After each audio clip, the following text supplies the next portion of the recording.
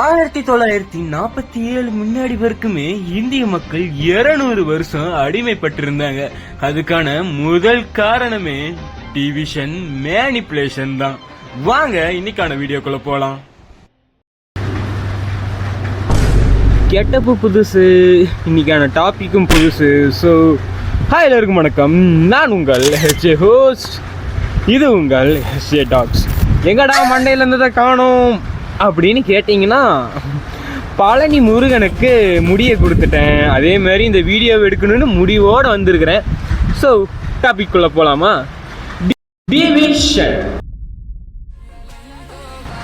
So ஒரு intro பார்த்துட்டு தான் வந்திருப்பீங்க இந்த வீடியோ வரதுக்கு முன்னாடி. கொஞ்சம் டிவிஷனை பற்றி பேசுவோமா? நான் மேக்ஸில் ஒரு டிவிஷனை பற்றி சொல்லலை, இந்த சொசைட்டியில் இருக்கிற டிவிஷன். ஸோ நம்ம ஆல்ரெடி இந்த சொசைட்டியில் இருக்கிற அந்த கன்சிஸ்டன்சி ஃபெயில்ஸில் ஃபியரை பற்றி பார்த்துருப்போம். ஸோ நெக்ஸ்ட் நம்ம பார்க்க போகிறது தான் டிவிஷன், டிவைட். டிவிஷனில் பல விதங்கள் இருக்குது. மேக்ஸில் இருக்கிற டிவிஷனோடு இல்லாமல் இந்த சொசைட்டியில் எப்பேற்பட்ட டிவிஷன்கள் இருக்குது அப்படிங்கிறத பார்க்க போகிறோம்.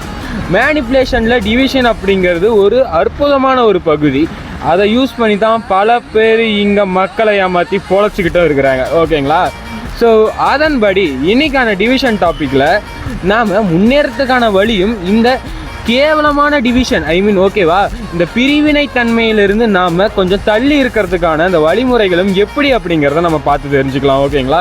பார்த்து தெரிஞ்சுக்கிறதோட நான் உங்களுக்கு தெளிவாகவே எக்ஸ்பிளைன் பண்ணுறேன். டிவிஷனோட ஆரம்ப கட்டத்தோட ஒரு பெஸ்ட் எக்ஸாம்பிள் அப்படின்னா 1947 நம்ம சுதந்திரம் வாங்கினோம். ஆனால் அதுக்கு முன்னாடி 200 வருஷம் பக்காவா பிரிட்டிஷ் கிட்ட கூலியால தான் வேலை செஞ்சோம். பல சதித்திரத்தை உருவாக்கின மன்னர்கள் எல்லாமே கொஞ்சம் கொஞ்சமாக அழிய பிரிட்டிஷோட ஆட்சி அமோகமாக நடந்துச்சு இந்த பிரிவினை அப்படிங்கிற அந்த வார்த்தையால். நான் ஒரு விஷயம் சொல்கிறேனே, எப்படி இந்தியா 200 வருஷம் பிரிட்டிஷ் கிட்ட அடிப்பணிஞ்சு இருந்துச்சு அப்படிங்கிறத நான் சொல்லிட்டா, இந்த டிவிஷன் அப்படிங்கிற ஒரு விஷயத்து தான், டிவைட் மேனிபுலேஷனை யூஸ் பண்ணி தான் அவங்க அப்படி ஒரு ஆட்சியை பிரம்மாண்டமாக புரிஞ்சாங்க. 200 வருஷம் ஒரு 2-3 ஜென்ரேஷனையே கடத்திட்டாங்க. யார்? பிரிட்டிஷ் மக்கள்.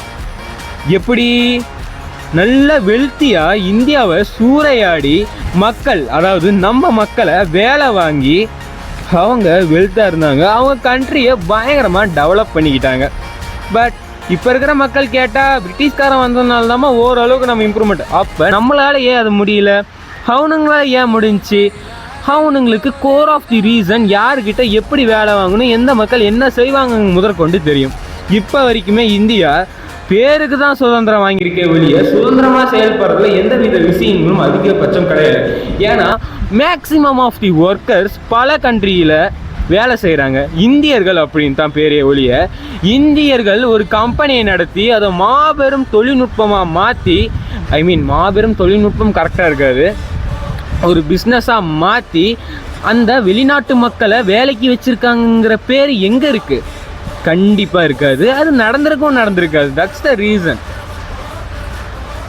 மேட்ரு என்னென்னா, 1947 கண்ட்ரியை வாங்கி முன்னேறத்துக்கு பாருங்கடானா, மற்ற கண்ட்ரியில் போய் நான் முன்னேறிட்டு இருக்கேன் அப்படின்னு பெருமையாக தான் இப்போ வரைக்கும் இந்தியா சொல்லிக்குது. இந்தியா சொல்ல, இந்தியாவோட மக்கள் சொல்லிக்கிறாங்க. அவங்க அதோட பெருமைன்னு நினச்சிக்கிறாங்க.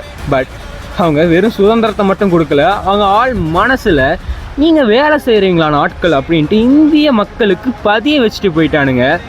அப்படியே அச்சாணி போட்டு செதுக்கிட்டு போயிட்டானுங்க. இப்போ வரைக்கும் அதை தான் இந்திய மக்கள் ஃபாலோவும் பண்ணிகிட்ருக்காங்க. இதை கொஞ்சம் மாற்றணும். எப்படி மாற்றலாம் அப்படிங்கிறத பார்க்கலாமா? கோர் ஆஃப் தி ரீசன் சொல்கிறேனே, பிரிட்டிஷ் அப்போ வெறும் வணிகத்துக்காக மட்டும்தான் இந்தியாவுக்குள்ளே வந்தாங்க. ஆனால் காலப்போக்கில் என்ன நடந்துச்சு தெரியுமா? அவங்க வணிகத்துக்காக மட்டும் வரல அப்படிங்கிறதுக்கும் தாண்டி நம்ம மக்களை அவங்க புரிஞ்சிக்க ட்ரை பண்ணாங்க. மக்களுக்குள்ளேயே பல பிரிவினைகள், பல ராஜ்யங்கள், ராஜாக்குள்ளேயே சிறு மன்னர்கள், பெரும் மன்னர்கள், மாபெரும் மன்னர்கள், அதுக்குள்ள இவங்களுக்கு மேலே மக்கள், இவங்களுக்கு கீழே அப்படின்ட்டு மோர் தென் டிவிஷன்ஸ் இந்தியா பூராமே இருந்துச்சு. அதுதான் மேஜர் ரீசன் அவங்க இந்தியாவுக்குள்ளே வந்து ரூல் பண்ணுறதுக்கான ஆரம்ப கட்டமாகவும் இருந்துச்சு. மக்கள்கிட்ட பல விதங்களில் பல குரலைகளை கலப்பி அவங்க கொஞ்சம் கொஞ்சமாக உள்ளே வர ஆரம்பித்தாங்க பிரிட்டிஷ் மக்கள். பிரிட்டிஷ் மக்கள்னு சொல்கிறதோட பிரிட்டிஷ் வியாபாரிகள் அப்படின்னு சொல்கிறதோட பிரிட்டிஷோட சோல்ஜர்ஸை கொஞ்சம் கொஞ்சமாக உள்ளே இறக்கிட்டு இருந்தாங்க. அங்கே இருக்கிற ராஜா கிட்டலாம் என்ன சொல்லியிருக்காங்க தெரியுமா? ஆட்கள் தேவைப்படுது, எங்களோட நாட்டு ஆட்களை நாங்கள் உள்ளே கொஞ்சம் கொஞ்சமாக வேலைக்கோசரம் இறக்கிக்கிறோம். இங்கே இருக்கிற வணிகத்துக்கும் உங்களுக்கு நாங்கள் என்ன சொல்கிறது, அந்த டேக்ஸ் கொடுப்பாங்களே, அந்த டேக்ஸ் கொடுக்கறதுக்காகவும் நாங்கள் இன்னும் கொஞ்சம் நாங்கள் எக்ஸ்ட்ரா வேலை பண்ணுவோம். ஸோ அதுக்கு எங்கள் நாட்டிலேருந்து ஆட்கள் தேவை அப்படின்ட்டு உள்ளே தூக்கி தூக்கி தூக்கி தூக்கி ஆட்களை உள்ளே தூக்கி தூக்கி போட்டு அதை ஒரு மாபெரும் பிரிட்டிஷ் ஆர்மியாகவே மாற்றுச்சு. அதுதான் அந்த ஃபஸ்ட்டு டிவிஷனுக்கான ஆரம்பமே. ஏன்னா அவங்க அப்படி கொண்டு வந்து புரடிகளை கலப்பி மக்களுக்குள்ள ஒரு பெரும் டிவிஷனை கிரியேட் பண்ணி பிரிட்டிஷ் சோல்ஜர்ஸ் அப்படியே உள்ளே பூந்து அப்படியே போரையும் ஆரம்பித்தாங்க.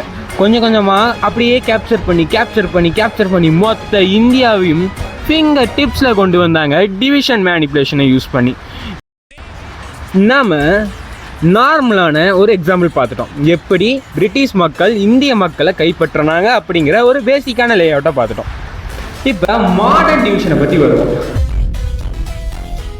அதாவது முக்கியமான விஷயம், பணக்காரன் பாவன் அவன் பெரிய பணக்காரன் அப்படிங்கிறதுக்கும் அவன் ஏழைடா அவன் ஏழை அப்படிங்கிறதுக்கும் ஒரு டிவிஷன். எனக்கு எப்பயும் பழைய ஒரு கருத்து இருக்குது, டிவிஷன் இல்லாத உலகமே இல்லை. நல்லது கெட்டது அப்படிங்கிறதுக்குமே ஒரு டிவிஷன் இருக்குது. ஸோ எந்த டிவிஷனை நம்ம ஃபாலோ பண்ணி போகிறோம் அப்படிங்கிறத பொறுத்து தான் நம்மளோட கேரக்டர் இங்கே டிஃபைன் பண்ணப்படுது. கரெக்டு தானே? கரெக்டு தான். ஸோ அதெல்லாம் நம்ம பார்த்து தெரிஞ்சு தெளிவாக இருந்தால் மட்டும்தான் இங்கே நம்ம சர்வே பண்ண முடியும். பணக்கார மக்கள் எப்படி பணக்காரங்களாகவே இருக்காங்க, ஏழை மக்கள் ஏன் ஏழையாகவே இருக்காங்க அப்படிங்கிற கான்செப்ட் எப்பயுமே காலங்காலமாக பல யூடியூபர்ஸ் பேசிகிட்டு இருக்காங்க. அந்த வகையில் நானும் பேச போகிறேன் கொஞ்சம் டிஃப்ரெண்ட்டாக. பணக்காரர்கள் அவங்களுக்கு நிறைய விஷயங்கள், அதாவது ஸ்ட்ராட்டஜிக்கெலாம் நிறைய விஷயங்கள் தெரியும். ஏழை மக்களுக்கு அந்த ஸ்ட்ராட்டஜிக்கலான விஷயத்தை ஃபாலோ பண்ண தெரியும், எல்லாத்துக்குமே தெரியும். பட் என்ன தெரியுது அப்படிங்கிறது தான் மேட்ரு. அந்த ஸ்ட்ராட்டஜியை பணக்கார மக்கள் வெல்த்தி பீப்புள்ஸ் கிரியேட் பண்ணுறாங்க. அந்த ஸ்ட்ராட்டஜியை ஏழை மக்கள் அப்படியே ஃபாலோ பண்ணுறாங்க. அதுதான் இங்கே பெரிய பிரச்சனையே. ஸோ கன்க்ளூஷன் இங்கே வந்துட்டோம். சின்ன விஷயம்தான். என்ன மேட்டர் தெரியுமா? நாம் இந்த ஃபாலோ பண்ணுற விஷயத்தை பிரேக் பண்ணணும். Maybe the middle class, lower middle class, poor class, அந்த கிளாஸ் எல்லாம் ஒதுக்கி தள்ளிட்டு முன்னேறணும் அப்படின்னு நினைக்கிற கிளாஸுக்கு நீங்கள் வந்தீங்கன்னா இதுதான் matter. You want to create your own strategy. ஒரு குரூப் ஆஃப் மக்கள் இருந்தால் தான் அங்கே மார்க்கெட்டே இருக்கும். அந்த மார்க்கெட் இருந்தால் தான் நம்மளுக்கு முன்னேற்ற வழியும் இருக்கும். ஸோ இது எல்லாமே ஃபாலோ பண்ணுவீங்களான்னு தெரியல, பட் ஒரு குறிப்பிட்ட பீப்புள் இது ஒரு மோட்டிவாக எடுத்துன்னு நீங்கள் பண்ணலாம். ஸ்ட்ராட்டஜின்னு ஒன்று இருந்தால் தான் ஓகேங்களா. Strategy, plan, step by step instructions, இது எல்லாமே இருந்தால் தான் ஒரு குறிப்பிட்ட மக்களை நாம் அவங்களோட விஷயங்களை நம்ம ஆர்டர் கொடுக்க முடியும். அதை தான் இந்த வெல்த்தி பீப்புள்ஸ் பண்ணுறாங்க ஓகேங்களா. மேபி யூஆர் இந்த கேட்டகரி அப்படின்னு நீங்கள் நினைக்கிறீங்கன்னா நாம் அந்த கேட்டகரி கிடையாது. நாம் அந்த விஷயத்தை யோசிக்கல, அவ்வளோதான். இந்த பக்கம் அந்த வெல்த்தி பீப்புள்ஸ் யோசிக்கிறத நாம் யோசிக்கல, அதுதான் சிம்பிள் திங், வேறு எதுவுமே கிடையாது. நாம் ஸ்ட்ராட்டஜியை பில்ட் பண்ணுறோம், அந்த ஸ்ட்ராட்டஜியை மற்றவங்களை ஃபாலோ பண்ண வைக்கிறோம், அவ்வளோதான். That's the matter. அதேமாதிரி எல்லா மக்களுமே அது பண்ணாங்கன்னா அது ஒரு குட் சொசைட்டியாக மாறும். ஸ்ட்ராட்டஜியை க்ரியேட் பண்ணுங்கள், அதை மற்றவங்களுக்கு உபயோகம் இருக்கிற மாதிரி பண்ணுங்கள். கண்டிப்பாக நீங்களும் வெல்த்தாக இருப்பீங்க. அதே மக்கள் அதையும் ஃபாலோ பண்ணாங்கன்னா அவங்களும் வெல்த்தாக இருப்பாங்க. ஒரு குட் சொசைட்டியை க்ரியேட் பண்ணலாம். கெட்ட சொசைட்டியை நம்ம அவாய்ட் பண்ணிக்கலாம், இல்லாட்டி நம்மளுக்கான நல்ல சொசைட்டி நாமளே க்ரியேட் பண்ணிக்கலாம். சொசைட்டியை அழிக்க முடியாது, சிஸ்டத்தை அழிக்க முடியாது, பட் உங்களுக்கான சிஸ்டத்தை உங்களால் உருவாக்க முடியும், நம்மளால் உருவாக்க முடியும். Because we are humans and we able to think clearly and strategically. That's the matter. சிம்பிளுங்க, அவ்வளோதாங்க. இதுதாங்க மேட்ரு. ஸோ பார்க்கலாம் என்ன நடக்க போகுது இந்த ஊரில் அப்படிங்கிறது. இந்த வீடியோக்கு அப்புறமேட்டு பல பேர் பல விஷயங்கள் யோசிச்சிருக்கலாம், பல திங்கிங்ஸ் வந்திருக்கும். உங்களுக்குன்னு ஒரு சில விஷயங்கள் யோசிக்கலாம். நல்லது பண்ணுங்கள், நல்லது நடக்கும். அதேமாரி நல்ல விஷயங்கள் யோசிங்க, நல்ல விஷயங்கள் நடக்கும். அதேமாரி இந்த டிவிஷன் அப்படின்னு நம்ம அழிக்கணும்னா அந்த டிவிஷன் ஃபார்மேட்லேயே அழகான டிவிஷனை ஃபாலோ பண்ணுங்கள், வெற்றி கிடைக்கும். ஓகேங்களா. ஸோ டிவிஷனை பற்றி இதுதான் மேட்ரு. இதுதான் ஒரு பாயிண்ட்டுக்களான விஷயமும் கூட. மக்களுக்கு சிந்திக்க முடியாமலாம் இல்லைங்க, இந்த சிந்திக்கக்கூடாதுன்னு சிந்திக்கிற ஆட்களால் தான் பிரச்சனையே. அவங்களெல்லாம் தாண்டி நீங்கள் ஒரு அற்புதமான சிந்தனையை போட்டிங்கன்னா வைங்களே, அடிச்சுக்க ஆளே இல்லை தான் செய்கையே எல்லாத்துக்கும். ஸோ தெளிவான சிந்தனைகளை ஃபாலோ பண்ணுங்கள், உங்களோட சிந்தனையை வளர்த்துக்கோங்க, அந்த சிந்தனைகளை மற்றவங்களுக்கு கொடுங்க. அது ஒரு பெஸ்ட்டு அழகான விஷயமா மாறும், உங்களுக்கான முன்னேற்றத்தையும் கொடுக்கும், உங்களை நம்பி வரவங்களுக்கும் முன்னேற்றமாக இருக்கணும். ஸோ நாம் ஒரு பிஸ்னஸ் பண்ணாலும் சரி, இல்லை நாம் ஒரு பிளான் பண்ணாலுமே சரி, நாம் வாழ்கிறத தாண்டி அந்த பிளான் மற்றவங்களையும் சேர்ந்து வாழ வைக்கிற மாதிரி இருந்துச்சுன்னா கண்டிப்பாக முன்னேற்றத்தை யாராலையுமே அடிச்சுக்க முடியாது. அது ரொம்ப ஸ்ட்ராங்கான விஷயமா இருக்கும். ஓகேங்களா? ஸோ நீங்கள் அதை பண்ணுவீங்கன்னு நம்புகிறேன். இன்றைக்கான வீடியோ அவ்வளோதான். ஸோ மீண்டும் ஒரு வீடியோவில் சந்திக்கும் வரை நான் உங்கள் ஹோஸ்ட், இது உங்கள் எஸ்ஜே டாக்ஸ். இன்றைக்கான